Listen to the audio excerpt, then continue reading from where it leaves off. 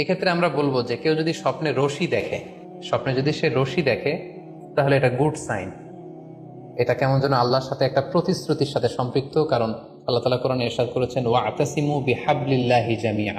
আরবিতে রশি আরবি হচ্ছে হাবল, মানে ওয়াতাসিমু বিহাবলিল্লাহি জামিআ, তোমরা আল্লাহর রজ্জু বা রশিকে আঁকড়ে ধরো।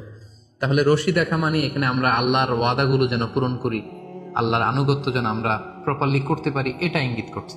এবার স্বপ্নে যদি কেউ দেখে যে সে আজান দিচ্ছে, এটাও ভালো সাইন। স্বপ্নে আজান দেয়া এটা সাইন হচ্ছে সে হয়তো অচিরে হজ করতে যাবে। হজের সাথে আজানের কি সম্পর্ক? এর কারণ হচ্ছে সূরা হজ্জে আল্লাহ তাআলা সাইয়েদনা ইব্রাহিম আলাইহিস সালামকে যখন বলেছিলেন যে তুমি হজ শুরু করো, তখন তিনি বলেছিলেন, ইব্রাহিম তুমি আজান দাও, ওয়াআযযিন ফিন-নাসি বিল হজ্জ ইয়াতুকা রিজালা ওয়া আলা কুল্লি দামিরি ইয়াতিনা মিন কুল্লি ফাজ্জিন আমিক। অর্থাৎ হে ইব্রাহিম তুমি আজান দাও। ইব্রাহিম আলাইহিস সালাম বললেন, কোথায় আজান দিব? চারদিকে তো মরুভূমি। আল্লাহ তাআলা বললেন, ইব্রাহিম তুমি আজান দাও, এই আজানের আওয়াজ বা শব্দ পৃথিবীর সবার কানে আমি পৌঁছে দেবো। তো সাইয়েদনা ইব্রাহিম আলাইহিস সালাম তখন হজের আজান দিলেন বা ঘোষণা দিলেন। আজান শব্দের অর্থ হচ্ছে অ্যানাউন্স, টু অ্যানাউন্স, মানে ঘোষণা দেয়া। সো আপনি যদি স্বপ্নে দেখেন যে আপনি আজান দিচ্ছেন বা কেউ আজান দিচ্ছে, তাহলে সে অচিরে হজ করবে বা হজ রিলেটেড কোনো একটা ব্যাখ্যা হতে পারে। এভাবে আজানকে হজের সাথে সম্পৃক্ত করা হয়েছে। এরপর স্বপ্নে যদি আমরা কাক দেখি, এটা সাধারণত একটা নেগেটিভ সাইন বহন করে, কারণ কাককে আল্লাহ রাসূল সাল্লাল্লাহু আলাইহি ওয়াসাল্লাম ফাসিক বা ফুয়াইসিক বলেছেন। সো আমরা যদি স্বপ্নে কাক দেখি, এটাকে আমরা পজিটিভ কোনো সাইন মনে না করে নেগেটিভ সাইন মনে করতে পারি। আমরা যদি স্বপ্নে লম্বা কাপড় দেখি, এটা গুড সাইন। কারো গায়ে যদি লম্বা জামা থাকে তাহলে এটা গুড সাইন, আর খাটো জামা থাকলে সাধারণত এটা নেগেটিভ সাইন। এক্ষেত্রে আমরা সহিহ বুখারীর একটা হাদিস উল্লেখ করতে পারি। আল্লাহর হাবিব সাল্লাল্লাহু আলাইহি ওয়াসাল্লাম বলেছেন যে আমার সামনে অনেক মানুষকে পেশ করা হলো, তাদের কারো জামা নাভি পর্যন্ত, কারো জামা হাঁটু পর্যন্ত, কারো জামা পা পর্যন্ত। আর সেক্ষেত্রে ওমরে ফারুককে দেখলাম যে এত লম্বা জামা পরে সে হেঁটে যাচ্ছে, সে তার জামা টেনে টেনে নিয়ে যাচ্ছে। তো সাহাবারা বললেন, মা আউয়ালতাহু ইয়া রাসূলুল্লাহ, হে আল্লাহর রাসূল আপনার এই স্বপ্ন থেকে আপনি কি বোঝাতে চাইলেন? আল্লাহ রাসূল সাল্লাল্লাহু আলাইহি ওয়াসাল্লাম বললেন, আউয়ালতুহু আদ-দীন, এটা দ্বারা আমি দ্বীনদারি বোঝাতে চাইলাম। অর্থাৎ যার জামা লম্বা তার মানে তার তাকওয়া বেশি বা তার দ্বীনদারি বেশি। আর স্বপ্নে যদি কারো জামা খুব ছোট খাটো বা জামাহীন অবস্থায় কাউকে দেখা হয়, এটা সাধারণত তার দ্বীনদারি কমে যাচ্ছে বা তার তাকওয়া is decreasing day after day, এটার একটা সাইন বহন করে। কিছু আলামত রয়েছে, কিছু নিদর্শন রয়েছে, যেগুলোর আলোকে কিন্তু আমরা সহজেই বুঝতে পারি যে স্বপ্নটা সত্য কিনা। সুনানে আবু দাউদের এক বর্ণনায় আল্লাহ রাসূল সাল্লাল্লাহু আলাইহি ওয়াসাল্লাম ইরশাদ করেছেন, আসদাকুন নাসি রুইয়া আসদাকুহুম হাদিসা। যে ব্যক্তি সত্য কথা বলে বেশি, তার স্বপ্ন সত্য হয় বেশি। তাহলে সহজে আমরা বুঝলাম, আপনি যদি সত্যবাদী হন, সাধারণত আপনার স্বপ্নগুলো সাধারণত জেনারেলি সত্য হবে। সেক্ষেত্রে সত্য স্বপ্ন বা অর্থবহ স্বপ্ন চেনার প্রথম আলামত হচ্ছে এই স্বপ্ন দেখে আপনার ভাল লাগবে। You feel good after seeing the dream. আপনি স্বপ্ন দেখার পরে আপনার খুব স্বস্তি লাগবে, আপনার ভালো লাগবে, আপনার কাছে এই স্বপ্নটা পছন্দ হবে, খুব ভালো লাগবে স্বপ্নটা। যদি এরকম ফিলিং হয় আপনার, তাহলে আপনি বুঝবেন এই স্বপ্নটা সত্য ছিল এবং অর্থবহ ছিল। 2 নাম্বার হচ্ছে true dreams are very short and concise. সত্য স্বপ্ন খুবই শর্ট হয়, কনসাইজ হয়। আরবিতে যেটাকে বলা হয় ওয়াদিহা জালিয়া, খুবই শর্ট, স্পষ্ট, ক্লিয়ার এবং কনসাইজ।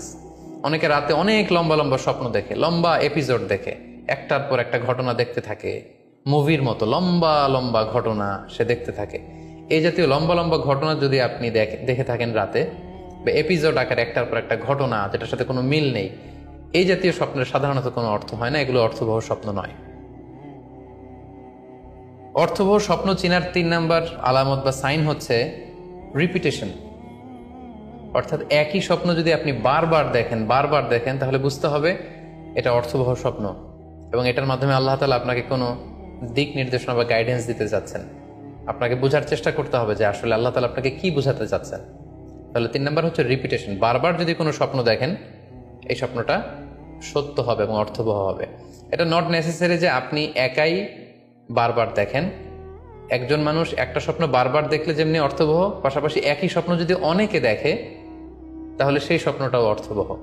অর্থাৎ আপনি একটা স্বপ্ন প্রায় দিন দেখেন, তাহলে বোঝা যাচ্ছে এটা অর্থবহ স্বপ্ন। অথবা একটা স্বপ্ন অনেক লোক একসাথে দেখেছে, তারপরের দিন একে অপরের সাথে শেয়ার করে বোঝা গেল যে সবাই একই স্বপ্ন দেখেছে, তাহলে বোঝা যাবে এটা সাধারণ স্বপ্ন নয়, এটা অর্থবহ স্বপ্ন, মিনিংফুল স্বপ্ন। যেমন এক্ষেত্রে আমরা লাইলাতুল কদরের একটা হাদিসের কথা উল্লেখ করতে পারি। সহিহ বুখারীতে এসেছে রমাদান মাসে সাহাবারা স্বপ্ন দেখলেন, অনেক সাহাবা একসাথে স্বপ্ন দেখলেন যে ওনাদেরকে বলা হচ্ছে রমাদানের শেষ দশকের শেষ 7 দিন, শেষ 7 দিনের যে কোনো একদিন কদর হয়ে যেতে পারে।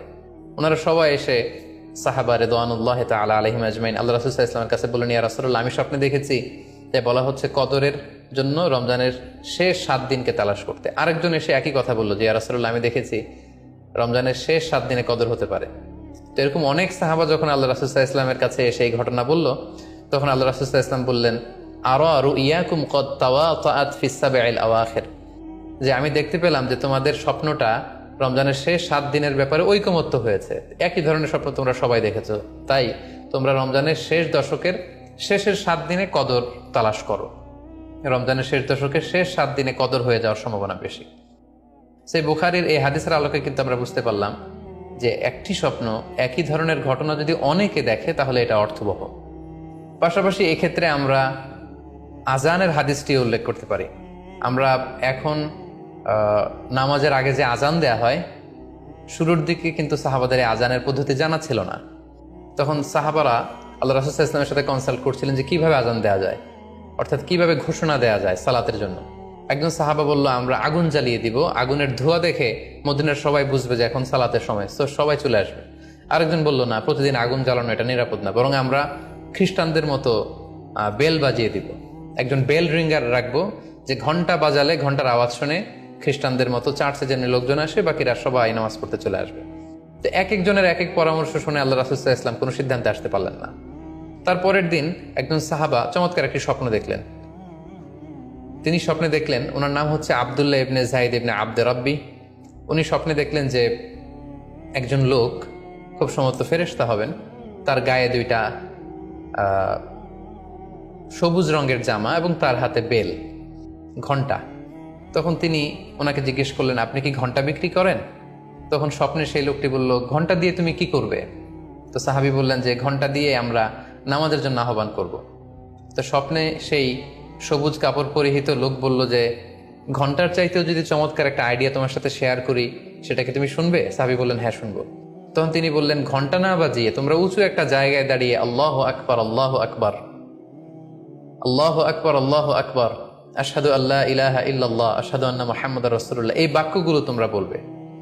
এই বাক্যগুলোর মধ্যে দিয়ে আল্লাহর বরত্বের ঘোষণা হবে, রাসূল সাল্লাল্লাহু আলাইহি ওয়াসাল্লামের রিসালাতের ঘোষণা হবে, মানুষকে চমৎকার বাক্যে নামাজের দিকে ডাকাও হবে, ফলে লোকজন নামাজেও চলে আসবে। এই চমৎকার কথা শুনে সাহাবা তো অবাক হয়ে গেলেন, ওনার ঘুম ভেঙে গেল। উনি সকালবেলা আল্লাহ রাসূল সাল্লাল্লাহু আলাইহি ওয়াসাল্লামের কাছে এসে পুরো ঘটনা শোনালেন যে একজন লোককে আমি দেখলাম হাতে ঘন্টা, আমি বললাম ঘন্টা কিনবো সালাতের আহ্বানের জন্য, তিনি আমাকে এই কয়েকটা বাক্য শিখিয়ে বললেন ঘন্টা না বাজিয়ে এই বাক্যগুলো দিয়ে আহ্বান করলে কেমন হয়।